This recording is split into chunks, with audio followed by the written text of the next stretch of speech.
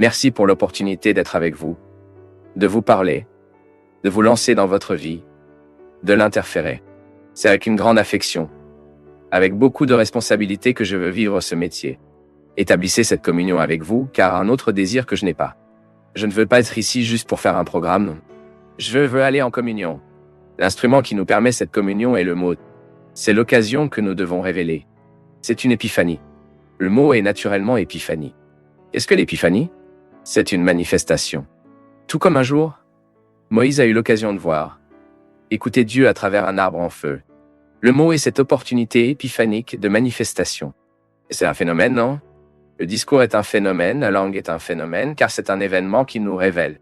Nous sommes dans les mots, nous sommes entre les lignes, nous sommes dans les silences, nous sommes dans les pauses, nous sommes en continuité. Et ce programme est une opportunité que nous devons commenter. Avec l'histoire que vous racontez, ma réaction, ce que je pense avec ce que je voudrais manifester sur ce que l'Église pense. Parce que nous pensons tellement, nous parlons tellement, et toute l'humanité avec le désir de franchir le pas. Je crois toujours que le grand désir des sciences, de la psychologie, de l'anthropologie, des arts est d'aider l'être humain à vivre la dernière strophe musique. Découvrez le cadeau de pouvoir être heureux. Je crois vraiment en cette opportunité, que chacun de nous doit être heureux. Comme dans cette histoire où Adélia Prado parle si extraordinaire de deux misérables, deux hommes de rue, elle construit l'histoire d'une manière, bien sûr. Avec toute cette compétence et avec toute cette sensibilité qu'elle a, elle construit le contexte de ses personnages et elle dit que la vie en vaut toujours la peine. Cela en vaut toujours la peine. Cela en vaut toujours la peine. Même si nous sommes pleins de souffrances, même si nous sommes pleins de misère, alors cela se termine comme ça, non pas avec ces mots, mais avec ce sens. Parce qu'à un moment donné, même avec toutes les misères qui existent dans le monde, deux misérables tomberont sur la pleine lune, brillant dans le ciel. Ils laisseront une caisse, et l'un en dira à un autre, « Venez ici, mon compadre. Venez voir quelle beauté de cette lune brille aujourd'hui. » Juste pour cela, cela valait la peine d'être vécu. Pour que nous ayons l'occasion d'appliquer le moment, ce moment présent que nous avons, qui nous a été présenté. Pour être heureux maintenant. Même si j'ai tellement de misère autour de moi, même si je possédais tant de frontières, j'ai découvert au milieu de tout cela. Et une raison pour aujourd'hui, le monde mérite mon sourire. Il est toujours nécessaire d'élire une raison pour laquelle le monde reçoit notre sourire. Un vrai sourire, tu vois. Je marche. Après avoir beaucoup pleuré, construisez un sourire réel qui a l'histoire, peut être vrai, qui est directement lié à un processus de lutte que nous avons établi. Nous ne décourageons pas ce roseau. Nous ne sommes pas découragés. L'ordre est de résister à toujours. Ou là-bas, qui devait arrêter tant de combats? Ne permettez pas à l'esprit de la victime de visiter votre cœur. Certaines personnes aiment inconsciemment nourrir la souffrance. Être une victime tout le temps. Car il s'avère être un canal avec le monde, avec les gens. Pas l'arrêter. C'est du poids. Poids pour vous, poids à l'autre. Regarde-toi. Découvrez ce qui mérite d'être cultivé aujourd'hui. Allez au-delà. Ne vous habituez pas à vos misères, mais regardez-les comme une opportunité de surmonter. L'autre n'a pas à porter leurs problèmes. Et cette communion que nous avons établie est de nous réveiller pour cela. Christian n'a aucune obligation de vivre mes problèmes. Je n'ai aucune obligation de vivre les problèmes de Christian. Mais la communion que nous avons établie, oui, nous aide à avoir le courage de défier toutes les structures qui nous entourent quotidiennement pour qu'ils soient en notre faveur quotidiennement. Puis-je ne pas être à jamais regretter mes choix, que je ne regrette pas à jamais mes difficultés, que je ne reste pas éternellement avec le même sujet, racontant la même histoire, se plaignant de la même personne. Non, ça ne peut pas être comme ça. Vous devez regarder votre vie, peu importe à quel point vous pensez être misérable et découvrir que vous êtes en vie. Pour le moment, beaucoup de gens donneraient tout pour avoir une occasion de vivre. On leur diagnostique des peines de mort. Ils sont dans les hôpitaux qui donnent leur dernier soupir. Ils sont victimes de la maladie, de la tragédie, de l'accident, et nous sommes ici, vivants. Et nous ne pouvons pas le gaspiller. Nous ne pouvons pas perdre toute une vie à être victimes. Non, la foi que nous professions est de nous donner des références de ce que nous devons faire pour atteindre le résultat. C'est un combat. Le christianisme est une lutte. Ne vous attendez pas à ce que le christianisme vienne vous donner une promenade chaleureuse pour vous allonger. C'est un combat. De temps en temps dans le combat, vous aurez votre plaisir. car le combat est aussi du plaisir.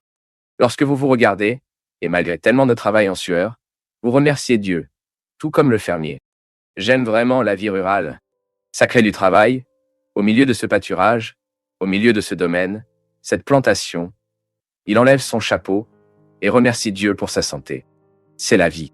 La métaphore du chant de Jésus l'a tout le temps pour nous aider à comprendre qu'il n'y a pas de victoire sans lutte. Père Fabio, il y a près de 3 ans, j'ai perdu mon fils et mon mari ensemble à l'intérieur de ma maison lors d'une tentative de vol. Comment pardonner à une personne qui a pu détruire toute notre famille? Aide-moi. Que dois-je faire pour obtenir cette révolte dans ma poitrine? Premièrement, notre profond respect pour cette douleur, que nous n'avons aucun moyen d'évaluer. Vous nous dites, les gens essaient de se rapprocher de votre sentiment, mais c'est une limite. Parce que ce que vous ressentez, la douleur que vous ressentez, nous ne pouvons avoir aucune idée de ce que c'est parce que la douleur n'est pas mesurable. Nous ne pouvons pas mesurer. Ma fille est la première étape pour que nous puissions pardonner une situation, car c'est plus qu'une personne, vous n'avez pas l'illusion dont vous avez besoin pour pardonner uniquement le voleur. Non. Il existe de nombreux facteurs qui doivent être pardonnés. Et que pardonne? C'est vous de permettre la arrière de l'environnement, la vie, la structure. Parce que 2 personnes ont été brutalement retirées de leur histoire. Et vous devez maintenant vous soutenir dans ce monde. Vous devez gérer la vie sans avoir ces 2 personnes si essentielles à vous. Et actez votre cœur. Tout d'abord, avant de pardonner à qui que ce soit, vous devez pardonner la vie. Tout d'abord, retirez cette histoire de votre cœur, qui se produit certainement avec tous ceux qui vivent un moment comme celui-ci. Que s'est-il passé avec moi? Vous m'avez peut-être entendu parler ici, ma fille, que parfois nous posons des questions qui ne nous conduisent à rien, mais nous insistons pour les faire, ce qui est une façon dont nous devons crier notre défi. Nous pensons que c'est un défi qui, quelqu'un entre dans notre maison, tue les gens que nous aimons, puis nous traversons ici. Gérer toutes ces haines que ce tueur a provoquées en nous. C'est un défi. Le premier détail à réorganiser en nous est de regarder pour ce fait et essayer de le métaboliser sans haine et sans rancune. Cela m'est arrivé, cela aurait pu arriver aux voisins sur le côté, et il ne sert à rien de poser des questions maintenant qu'ils ne m'aideront certainement pas à résoudre mon dilemme, mon conflit. J'ai donc besoin de faire un pas vers la vie maintenant et de me compenser. Et puis ma fille, la meilleure façon de rattraper la vie est de regarder ce qui reste. Qu'est-ce que cette famille perturbée existe pour vous? C'est comme un naufrage qu'avant cette catastrophe de regarder partout et de ne voir que l'eau, de trouver un endroit où vous pouvez vous tenir et de vous soutenir pour surmonter la tempête. Il est temps pour vous de regarder vos valeurs, les gens que vous aimez, et vous faites un pas vers eux. C'est pardonner la vie. C'est vous d'être prêt à continuer à vivre. Parce que le pardon au tueur, et peut-être que vous l'obtiendrez dans un moment. Vous ne pourrez pardonner au tueur que si vous pouvez faire cette étape vers la vie. Et le pas vers la vie vous aidera à réorganiser le sentiment qui vous fait tellement mal. Parce qu'avant de pardonner aux gens, nous devons pardonner l'événement. Il doit en quelque sorte s'intégrer dans votre cœur au moins cette possibilité. Je veux faire un pas. Je veux aller de l'avant, je veux surmonter cette tragédie. Et puis vous regardez toutes les personnes qui ont réussi à surmonter de grandes tragédies, et regardez, j'ai vu beaucoup de gens être capables de le faire. Qu'est-ce que ces gens avaient besoin de faire? Ouvrez les fenêtres de la maison. Regardez ce qui reste, et commencez à réorganiser la vie. Je souhaite, ma fille, qu'en ce moment de douleur profonde, vous pouvez rencontrer le chemin de la vie. Pardonnez la vie et donnez à votre vie une opportunité pour vous. Peut-être, même blessé. Vous pouvez retrouver votre chemin et vivre pour eux, et faire réviser la joie dans votre maison pour eux. Que la meilleure façon pour nous de ressusciter la mémoire de quelqu'un parmi nous est de célébrer ses joies. Parce que parfois nous voulons faire le contraire, non? Nous ne le referons plus jamais, car il l'a aimé. Et ça me le rappelle, non? Comme Lydia, mon amie de Curitiba, quand elle a perdu son fils, je ne voulais plus faire le barbecue du dimanche après-midi, car c'était la joie de son fils. Et progressivement, Lydia est capable de reprendre la vie, pour permettre à la joie de lui rendre visite à la maison. Car les enfants ont toujours un mari, ont toujours une famille.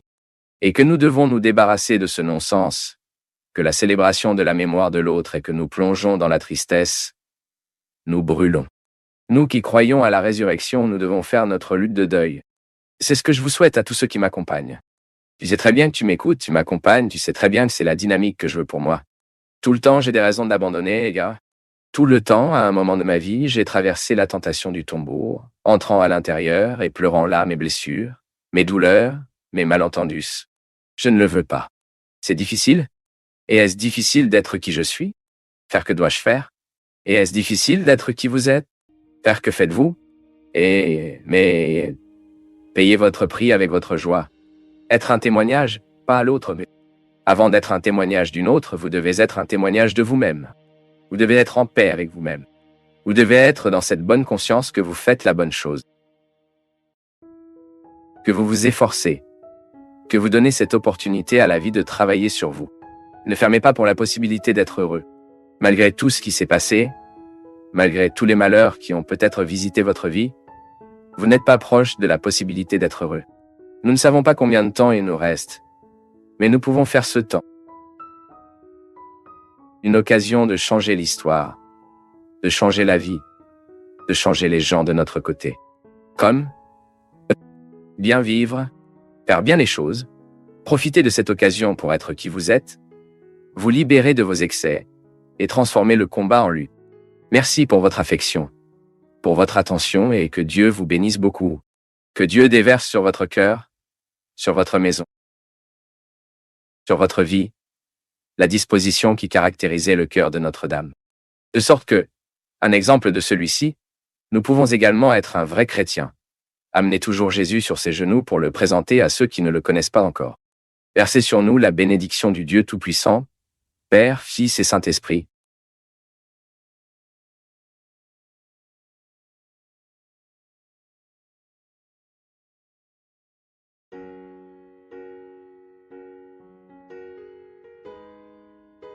Les gens le peuvent aussi. Être un vrai chrétien en emmenant toujours Jésus sur ses genoux pour le présenter à ceux qui ne le connaissent pas encore.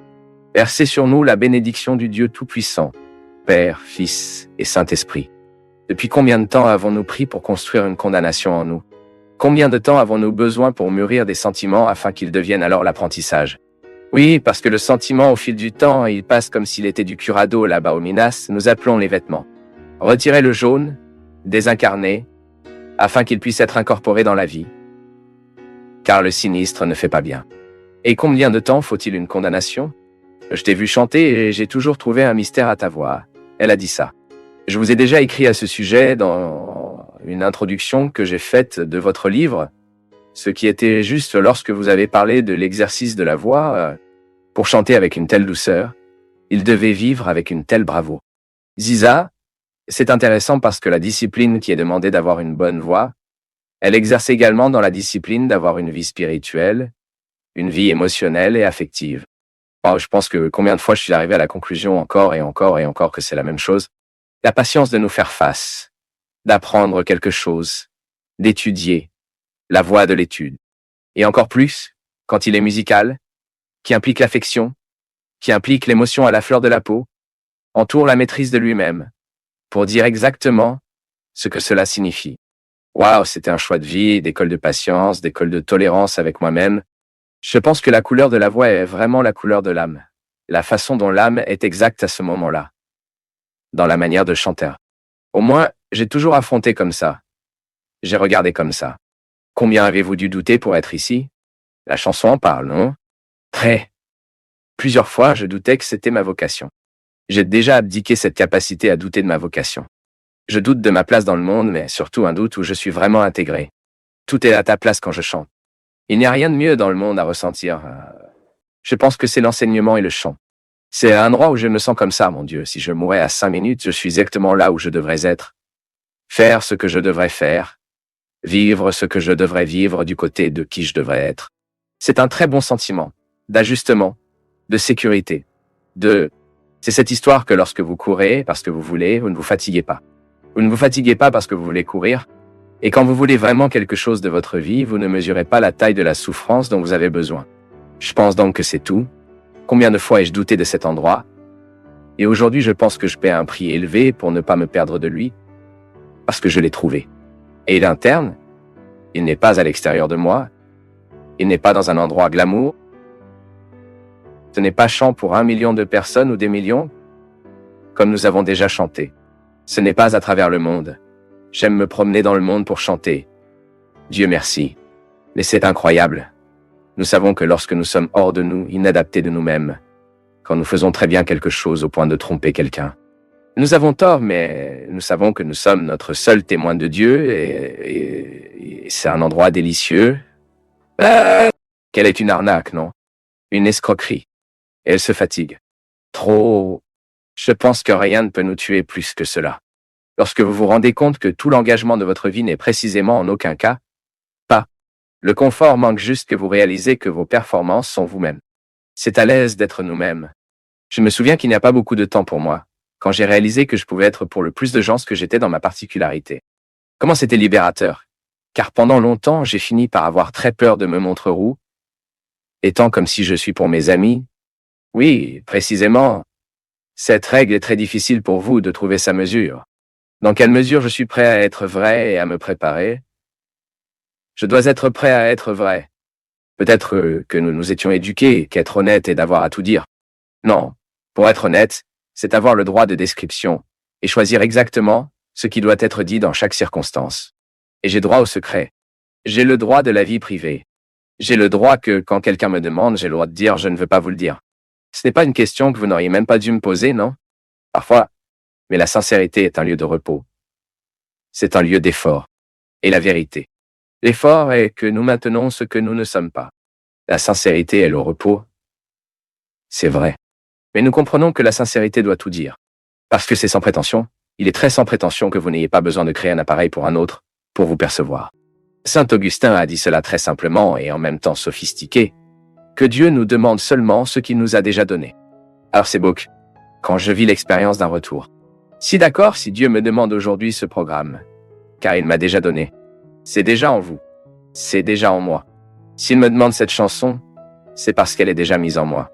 Donc tout ce que je vis est une expérience de retour, et dans l'expérience de retour où j'expérimente la gratification, où je me sentirai toujours au détriment de donner quelque chose tout le temps. Qui est cette simple plainte? Vous qui vous plaignez trop faites beaucoup de vrai. Et la sincérité, cette satisfaction d'être qui nous sommes, que je crois être un fruit de l'Évangile, et nous manquons à quel point le contenu chrétien facilite la dynamique de la vie humaine, pas dans le sens de le faire. Non, quand je dis que cela facilite, c'est pour le rendre possible. Ce n'est pas pour le rendre plus facile. C'est pour le rendre possible. Tous les éléments que je trouve en Jésus sont très bénéfiques pour moi. Les instructions de Jésus sont bénéfiques. Car l'amour qui nous aime est le plus juste. L'amour qui nous aime est l'amour qui nous apprend à nous aimer. Jésus et les questions fantastiques, non? J'adore penser qu'il me demande toujours ce que je n'ai pas encore vu, que je ne sais toujours pas, que je ne pouvais pas, mais qu'il a vu. Il a vu près, qu'il a vu gagner. C'est un endroit qui m'embarrasse. C'est une question qui me fait dire exactement que la chanson dit. Il me rend capable quand je ne peux plus.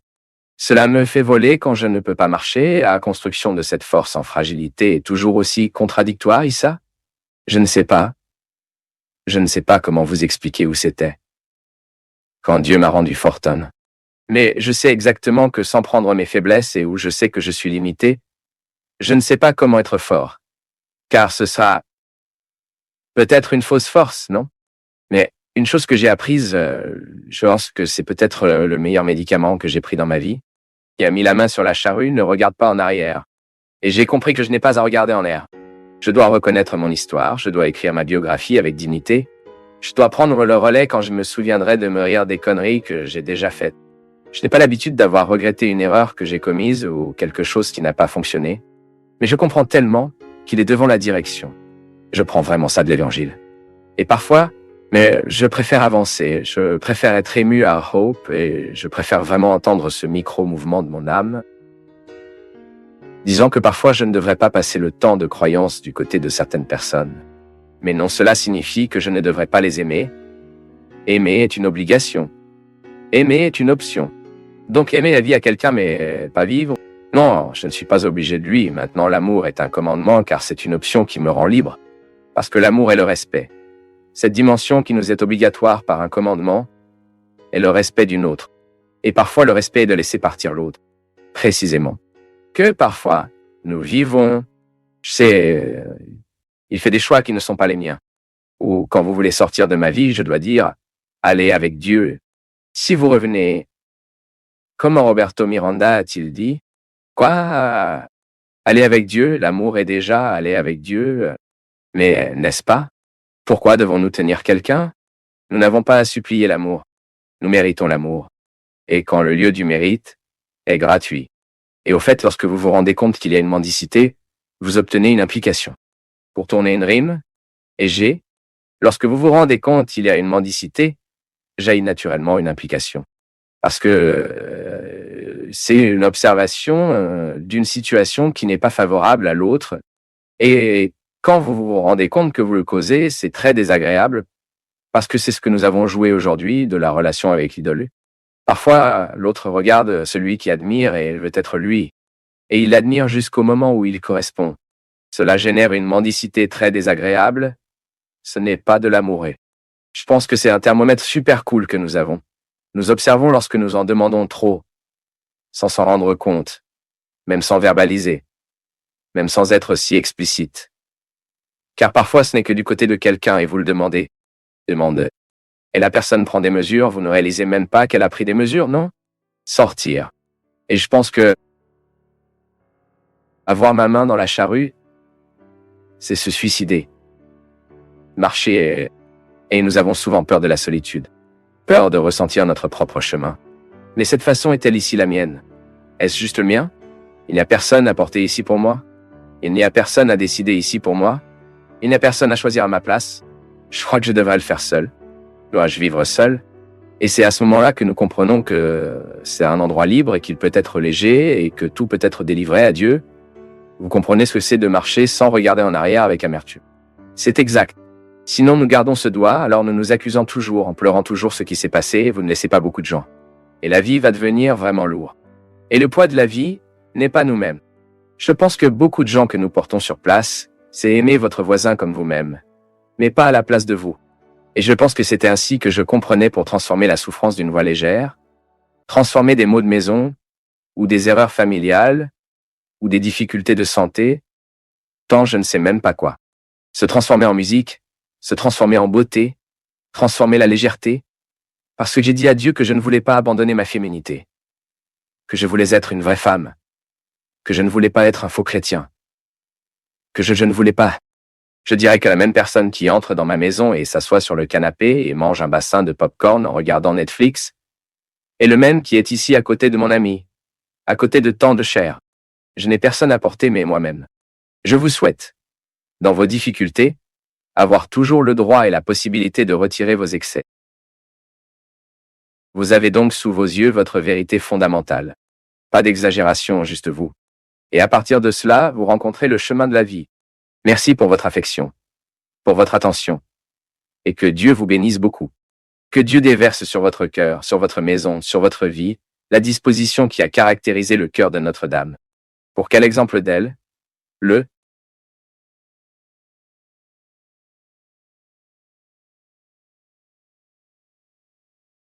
Tu es allé jusqu'au bout, et ce n'est pas seulement regarder une vidéo. C'est un acte d'attention à une époque où peu écoutent jusqu'à la fin. Dis-nous en commentaire d'où tu nous suis, et si tu le souhaites, partage ce contenu avec quelqu'un qui lui donnera autant de valeur que toi. Merci, une grande accolade, et à très bientôt.